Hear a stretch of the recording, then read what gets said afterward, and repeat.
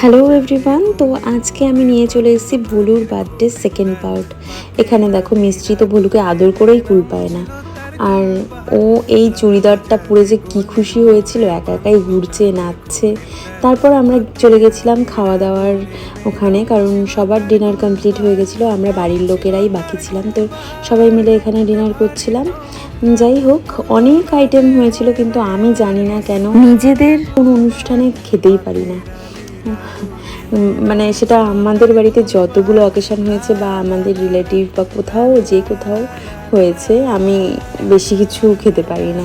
খাবার দাবার সব কিছুই খুব ভালো হয়েছিল, আর বুফে হয়েছিল, যেগুলো আমি তোমাদের সাথে শেয়ার করে দিলাম। আর তোমাদের সাথে আর একটা জিনিস তো শেয়ারই করা হয়নি। আমি সবসময় ভোলুকে ভোলু ভোলু ভোলু বলি, কিন্তু ভোলুর ভালো নাম হচ্ছে রাচিত।